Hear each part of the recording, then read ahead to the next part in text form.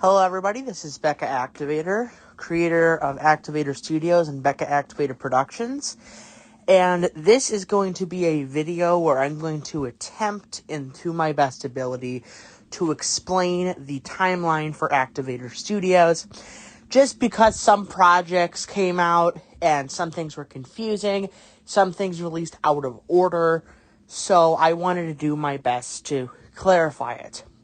So first thing I wanted to say is that definitively, if we're going by the canonical timeline here, Red's Journey and anything, actually, other than, as far as the main Activator Studios goes, other than 667, Book Infinity, or Pibby are not on this timeline.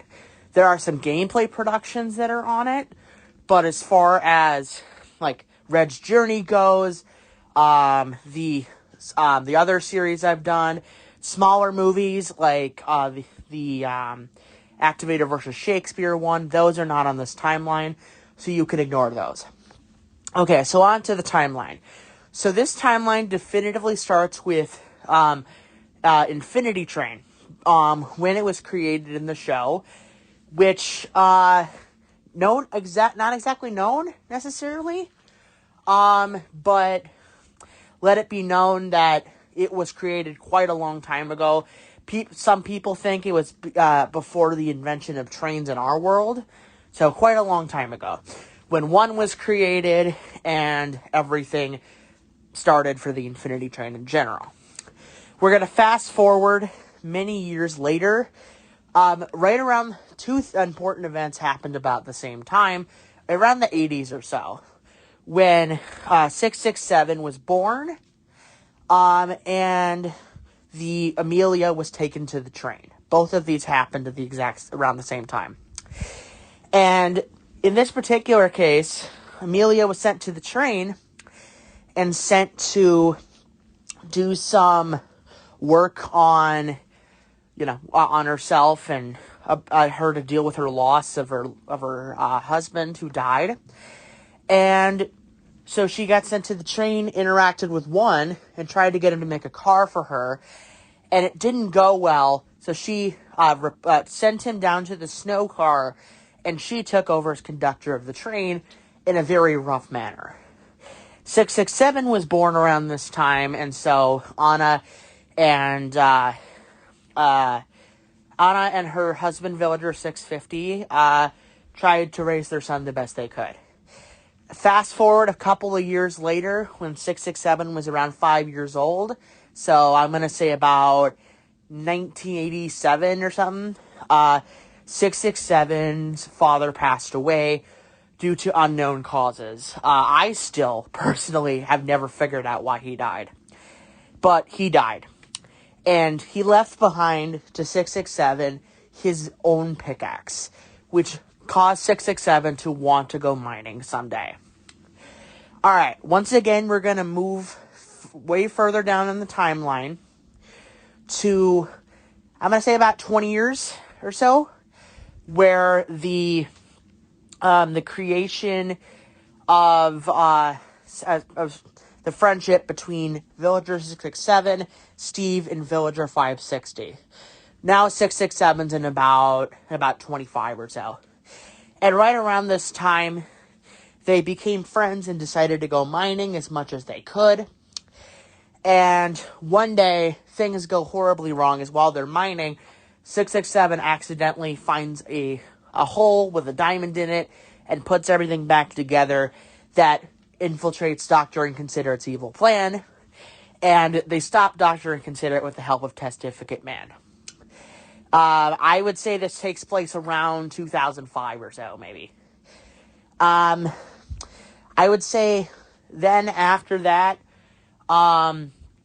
it fast forward about 5 years to around 2008 or so, 2009, and the events of, go back a couple of years. Go back to I'm going to edit this in post. Okay, so now, in this particular situation, we're going to go forward about 2 years, to after the birth of Steve and Alex's son, Noah. And right around this time, 667 and his friends had a run-in with the Creeper King. And it was basically 667 wandered onto their land and accidentally broke something, so they took him captive, and Steve and 560 had to save him. And around this time as well, the admin and Doctor Inconsiderate were coming up with a plan for how they're going to stop things. Okay. Now, right around this time, let it be known that the Infinity Train was still going, but as far as like timeline-wise, the universe of 667 was actually moving quite fast compared to the time of outside. Like, I don't know the exact math, but it's like a day in 667's world equals like a year or so, a month, 6 months, something like that, in the Infinity Train. So actually, right around the time 667 Rise of the Admin takes place, which I'm about to talk about, when the events of Season 1 of Infinity Train happen, where Tulip gets on the train, teams up with 1-1 and Atticus, and they have the run-in with the conductor, or false conductor, Amelia, and they stop her, and 1 gets placed back in the conductor role. So it happens right around the same time. Okay, now Rise of the Admin. Then in that, 667, it takes place a couple of years after Misadventures, Season 1, and in this particular case, 667 has a run-in with the admin. During the events of this, I consider the events of Book 3 and Book 2 to be very close to one another, both of which take place over the span of like maybe 3 weeks. So I would say that the events of 667 Rise of the Admin and the events of Book 2 and 3 take place around the same time. Okay. After the events of Book 3 and the events of basically all of the show, right around this time as 667 is working on to fight the admin, 1-1's getting a little bit tasteful and he's running out of people on his train, so he has to come up with a plan. Back to that in a minute. So now, 667's fighting the admin. And he doesn't know who the admin is at this point in time, he just knows some bad villain. So the admin comes to 667 and is trying to stop him because Doctor Inconsiderate hired him to stop him. And right at this moment, 1 is trying to plot what to do, and admin basically goes ahead and destroys the entirety of 667's universe, turns everything white. And in this moment, they panicked, and Activator, me, shows up, writing the story as it's happening to figure out how to save everything. And my solution was to have 667 and his friends get teleported straight to where the admin was hiding. And they go and fight the admin, and everything goes slightly okay. 667 dies, but gets revived thanks to the admin's powers. And everything goes somewhat back to normal thanks to me. I go ahead and give 667 and everyone the chance to go home. And when they get there, they realize, oh yeah, everything's destroyed. It's all white. So 667 uses his admin powers, and he thinks that he reverses everything and brings his universe back to light. But it actually teleports him, 560, and Steve to a false alternate version of their world on an Infinity Train car. So, that is what happened. 667 and everyone get transported to the train.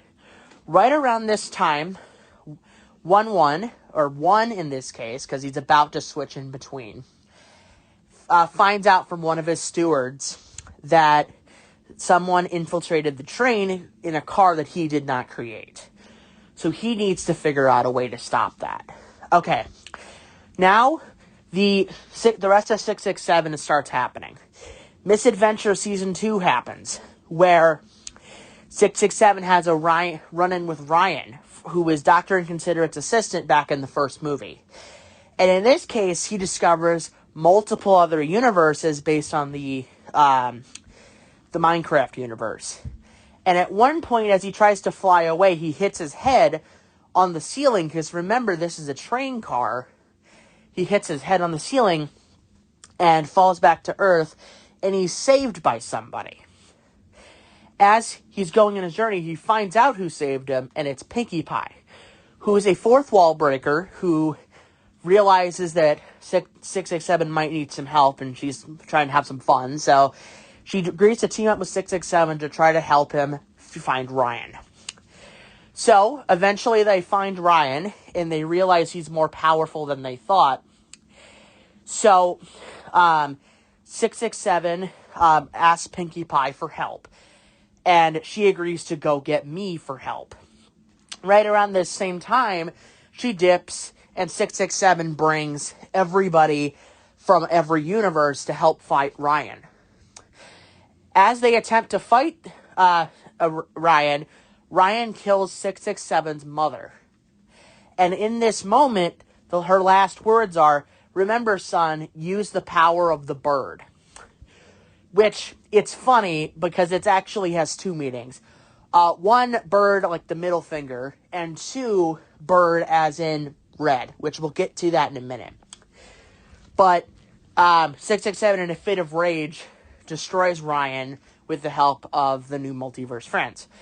Pinkie Pie then shows up, and she realizes that she screwed up big time because 667's mother is dead. And so she tells Activator to go home, and in the process of this, she offers 667 a choice. She can help, but if she helps 667 heal, because he's hurting pretty bad, she has to erase his memory. So erase his memory of the entirety of what happened in Minecraft's multiverse. And so he agrees. And so they all get their memories erased and get sent back. Right after this, Ryan is now dead, which means these new characters, the aliens, show up at one's doorstep and are like, "Hey, Ryan's dead. We need to go in and take him down." So the ones agrees and says, "Okay, you go get 667 and bring him to me." So now that happened. Now 667 goes back forward another few years, and the events of Lily that needs saving happen. 667 gets lonely, and he gets his hands on a girlfriend. And throughout some realizations of him getting older, like his 50th birthday party, and some other things, he is having a really bad time. And that's when the aliens show up and offer to introduce themselves. The situation with the aliens is pretty bad because they take Lily, mistaking her for 667 somehow, and they have to go ahead, and 667 has to go to stop the aliens, and goes ahead out of the train and into space, which was not actually explained in the movie, but yeah, they left the train car. And they go to fight the aliens, and 667 gets Lily back, and they agree that they are going to find a way to rebuild in their society. Alright, now that we classified that 667 was going to rebuild, the aliens return to one empty-handed, and one, in a fit of rage, kills two of the aliens and leaves one of the aliens standing, who is named Cyrus, and threatens to kill him as well, but if he wants to survive, he has to get 667. The alien agrees and dips.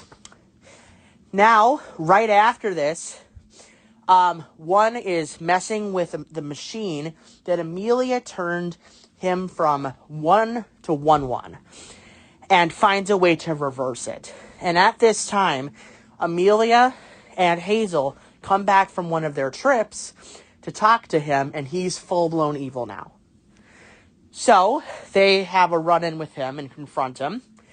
And one actually somehow manages to reverse the machine and turn him back into one, which means he's powerful again. And in the chaos, kills both Hazel and Amelia. Now, the events of the Book Infinity Saga are starting. So, right around the same time that happened, an angry bird and a dog named Isabel meet for the first time on their first date and start going on some dates. And they decide that they want to get married. So they get married and head home, only for when they get home, their home to get set on fire and destroyed, and one to be waiting there. One goes and pulls Isabel from the car, but Red, in a fit of rage, is able to destroy one of one's eyes, and kind of just stuns him a little bit. In retaliation, as in an eye for an eye, one took one of Red's eyes apart. And so now he just has a socket left. And so Red passes out. Red has a vision of the future in his head, while one takes Isabel with him and plops Red in one of the train cars. What train car are we talking about here? The Cross-Eyed Ducks car. Because, of course, it's the Cross-Eyed Ducks car. And he wakes up panicking, not knowing his surroundings, and has a run-in with a Gome. Which, if you've seen Infinity Train, it's basically like a half bug, half dog. It's really weird. And in this situation, he runs away and gets saved by Atticus.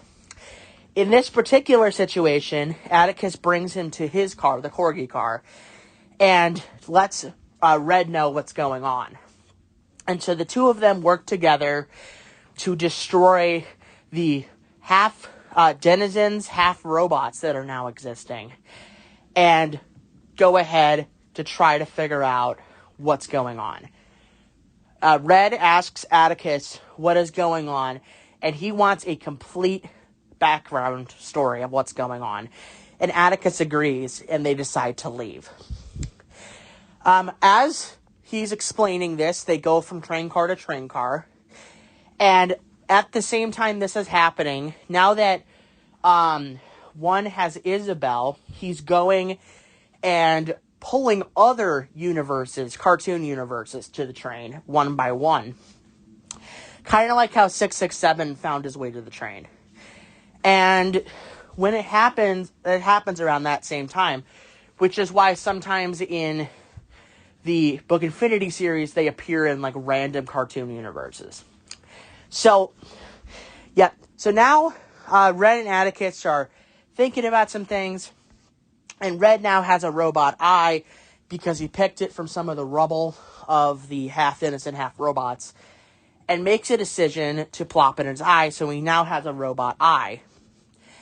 And he figures out that he's getting all these random thoughts in his head. Presumably, what it actually is it's like commands from one. And so he needs to come up with a solution to how it's going to work, you know? He wants those thoughts to stop. And right then, as if she's needed, Pinkie Pie shows up once again. This time agreeing to help Red get those thoughts to stop. So they head over to Pinkie Pie's science workshop, and she runs some magic, and he's trying to fix his eye, and is unable to do anything. In a fit of desperation, she decides that they need to go talk to me, Activator.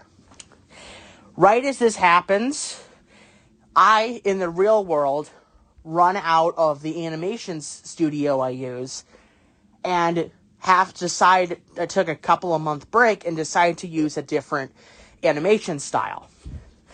And so, as soon as Pinkie Pie makes that statement, she is now in stop motion. And she realizes something is not right. and she needs to figure out a way to not come to talk to me and ask for help, but now stop me. Right as this happens, Red also realizes that his thoughts have stopped, meaning that I fixed it. So, now that Pinkie Pie realizes that they need to stop me, Red and Atticus find out that Pinkie Pie needs a location journal to find out where the portal to Activator is. And ironically, it's at my aunt's house.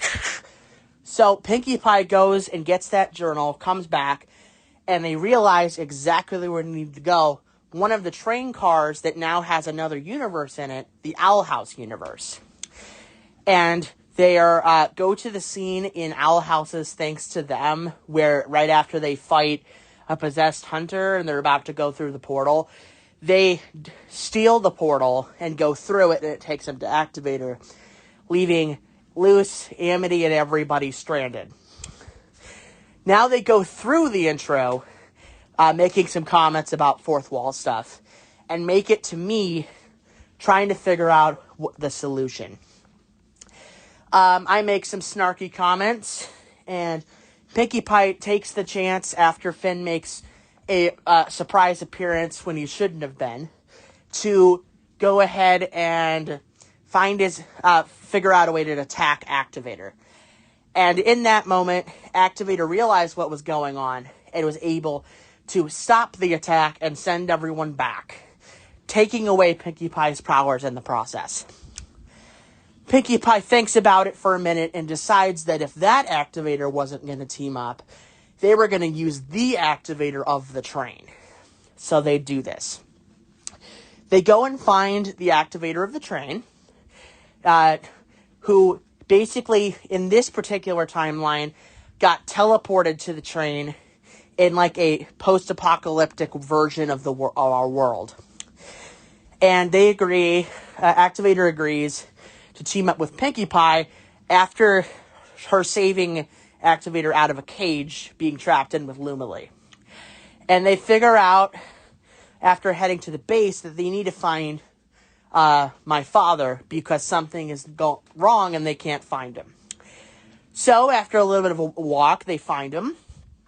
And they go and have like a bit of a run-in with him, and they realize that he's being possessed by one. Realizing that there is not a lot they can do, Activator gets upset and goes to confront one through John Joker, and actually gets the ability of superpowers thanks to some lightning from the half robot, half John Joker. And Activator and John Joker have a fight, which is so brutal, in fact, that John Joker is dead afterward. And so Activator is completely upset, of course. A little bit of time passes, and they're back at the base, where Activator is watching Suzume to calm down, and Pinkie Pie, Red, and Atticus are trying to remorse and trying to like show their side of why they feel what he feels. And right at this moment, FAM comes with the revelation that actually, when it comes to the John Joker they fought, it wasn't the real John Joker, it was a clone. So they realize that they need to go find somebody who would know something about how to find where the clone is. And that's when everyone has the realization that they need to find 667. At this point in the 667 timeline, 5 years have passed since the events of Lily That Needs Saving, and he's old, and he's about to retire. When Pinkie Pie, Red, Atticus, and Activator burst in and tell them that they need 667's help. And 667 is mad, of course, because his memories come back in that moment after seeing Pinkie Pie about his mother dying in Minecraft's multiverse, and Pinkie Pie was slightly responsible.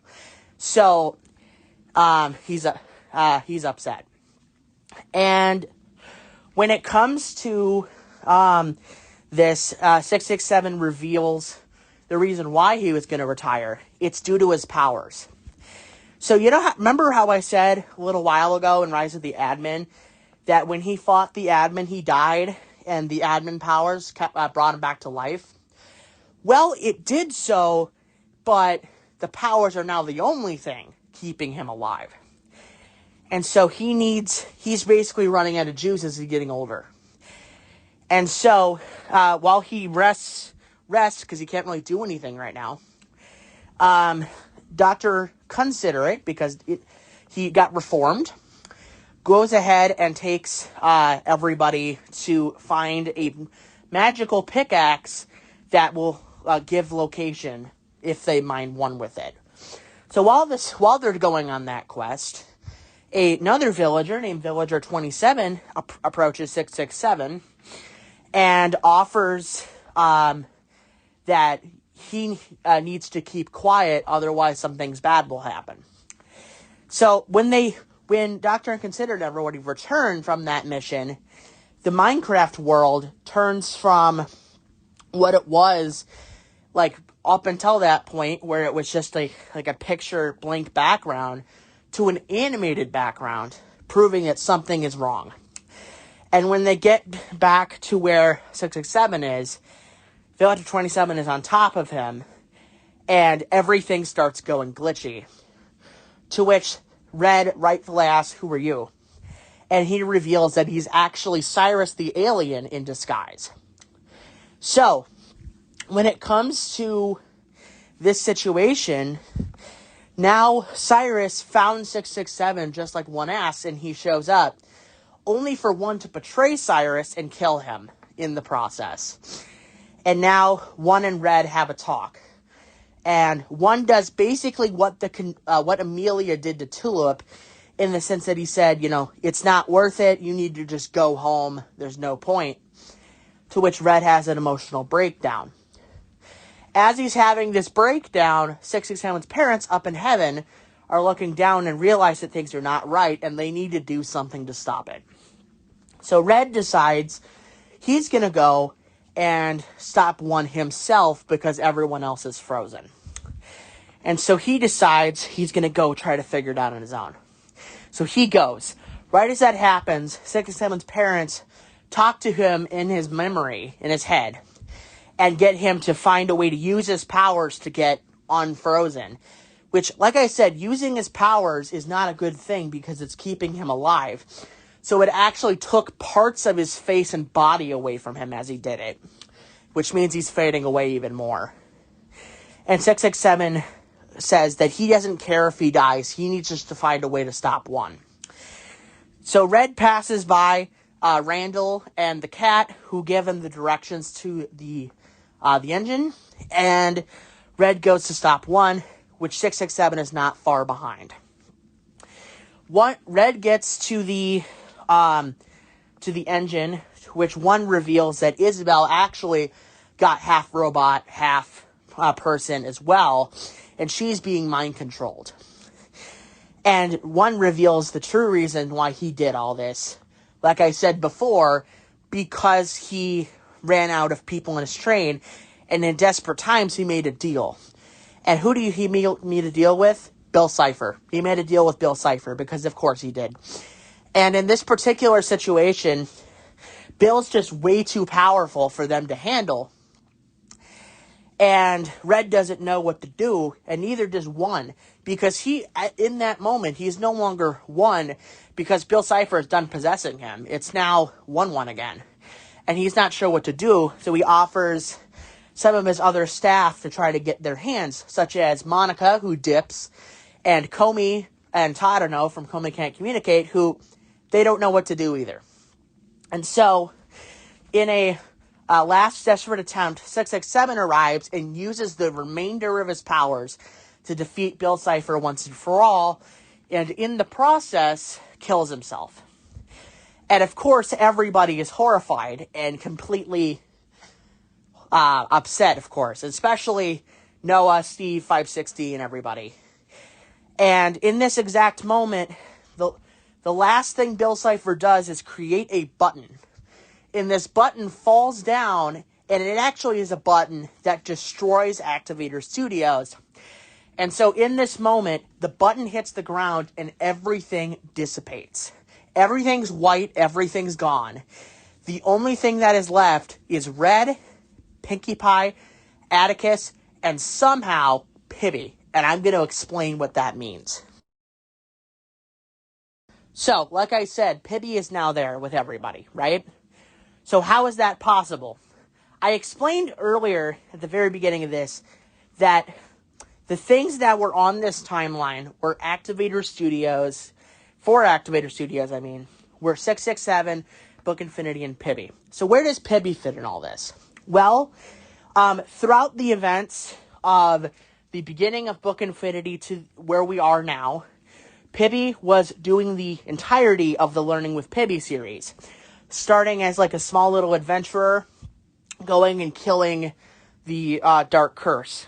And in the process, one day is taking a little stroll through the skyscraper and trips on something and gets teleported to the train universe.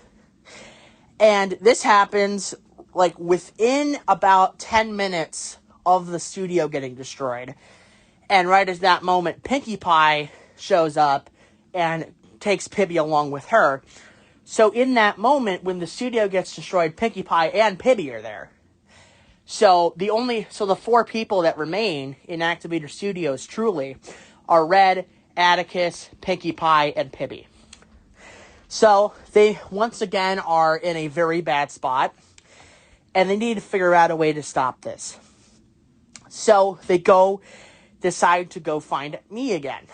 Only problem this time is that they don't have a direct way to get to me this time. Last time they had a very clear plan with a portal. This time they don't have big of a plan. So Pibby offers the fact that she has a girlfriend who is really good with technology. So there's a chance that she could make the portal actually, work. And so Pinkie Pie, is hesitant, but agrees. And so using the Suzume door that's somehow there, they go through gameplay series to try to get to the Mutopia universe. So here's the crazy part. You know how I said that some gameplay projects are connected to the Book Infinity series? There are actually several gameplay projects that are technically connected through this one bit scene in the movie, which include Sonic Frontiers, the Learning with Pibby series, Splatoon, technically all of Splatoon, because it has Splatoon characters in it, and then even Mario Rabbids and Kirby. So all of those series are technically connected here.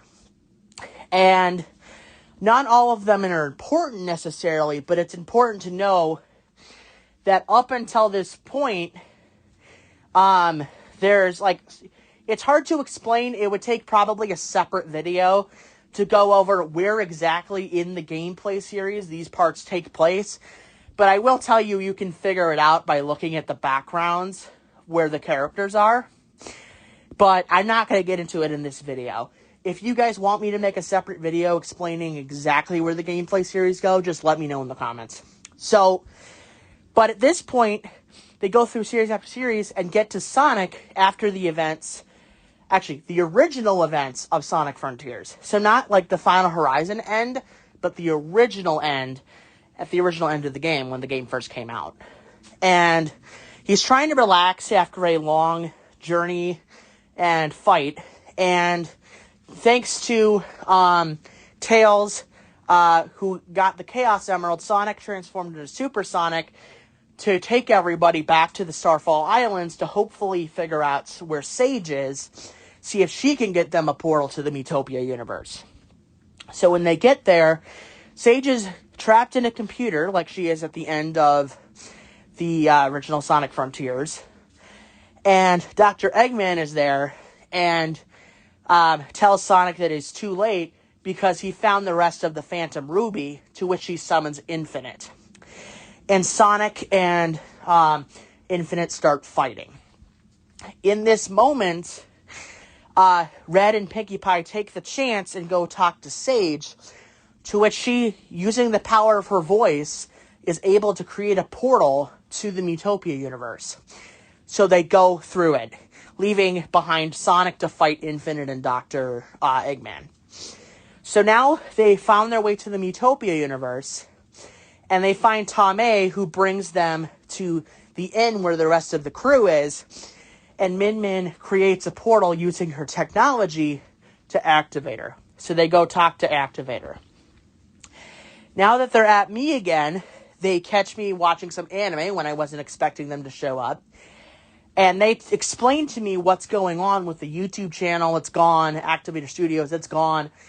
And they're next if we don't do something about it. And so I explained how bad of a situation we're in that I'm not even sure necessarily what we should do. And then I come up with a very risky plan, which is a very tough thing to do, which is I delete everything. I make it so that none of the events of this stuff happens. So the events of Book Infinity don't happen. Everything 667 Rise of the Admin that I talked about onward, where 667 died and the universe gets destroyed, none of that happens. So I read Atticus and Pinkie Pie, of course, are, trying to debate what to do, because this would be huge if this happens. Really bad stuff, because they would forget an amazing adventure, Some growth that they've had. Red, for example, learned to kind of become a little bit stronger. Atticus learned the true reason of living. And Pinkie Pie became less of a cocky fourth wall breaker and more of a powerful hero in the process. So when it came down to the decision, it was a tough one, but Red and everyone agreed it was for the best so that everything doesn't get destroyed fully. So Activator does destroy everything. And that's where Reset takes place, and I'm going to explain that fully here. So, as soon as Becca Activator tears apart the universe and destroys everything and makes it so that nothing happened, that's where the timeline basically stops. That's where everything from 667 being born, everything from the train starting, from Amelia's takeover, all pauses. And everything gets rewinded a little bit. So what happened? So, I'm going to go bit by bit here. So, in some alternate universe, these are basically alternate timelines now. So, in one of the timelines, 667 is facing across the admin right before he destroys the universe, and somehow Noah shows up with a brick and kills both Dr. Inconsiderate and the admin. Which means Noah is now the hero of the village. And so, years go by again, back to about the same age he was in 667 Cubed in Book Infinity. And they're debating what to do now, because Noah's hero of the village, and that means that they don't necessarily have a purpose. 667's worried that that means he won't be liked as much. To which his friends encourage him that everything will be fine and people will still like him, to which they decided to go mining one final time. And 667's mom and dad in heaven look down and agree to new adventures. Now, in another timeline, right after the events of... Remember how I said that back when Bill Cipher appeared and 1-1 was looking for answers from his fellow team members and Monica dipped? Yeah, she went back to her DDLC universe and had a run-in with Sayori and MC, who were confused at the heck what's going on. Now, I'm going to go back to Sonic for a minute. So, Reset's version of Sonic appears right where basically where everything was, right before Red and Pinkie Pie left, where Sonic was fighting Infinite. And in this situation, it was interesting because they were fighting and Sonic got distracted by the fact that everyone was gone, and Infinite was able to punch Sonic so hard it completely dissipated the Chaos Emeralds for him. Similar how in the Final Horizon with that big orb that Sonic fought and made him lose the Chaos Emeralds. Same thing here. And Infinite wasn't done either. He kept punching and punching to the point where Sonic dies. And in this moment, Dr. Eggman and Infinite are celebrating their victory. When they least expect it, on my side, I destroy the universe, which means this timeline is no longer active, so everything starts glitching. And that is where the events of my gameplay series, The Final Horizon, that takes place in an alternate timeline and a different ending, takes place. So it's now different. The events are different. So now, at the end of that, Sonic can actually relax for once, you know? So, now that that's in place, so Sonic, everything is saved, that's good. In the Pibby timeline, she didn't get sent to the train when she tripped. She just tripped over a piece of candy and picked it up. It's fine. And her and Min Min actually get to have a really good happy ending. And actually, this is technically where the events of Post-Adventure start. So, if you've watched my Pibby series, you know I've skipped around the timeline a lot. And so, I would say for the Pibby timeline, this is the order you should watch. Start with Origins, then watch Learning with Pibby and Miitopia Adventure, then watch Book Infinity because of the Pibby stuff in there, then watch Post-Adventure, and then watch the spin-offs I did. Watch those. And then after all that, that's when you'll watch the upcoming series of mine, Tower of Despair. So, it's a really wacky timeline, but it's how I've made it work. I've done things out of order a lot. So now Pibby is fine. Now Pinkie Pie, her response to all this, I'll get to fully in a minute, but she decides that she's going to support her friends because that's what she can do.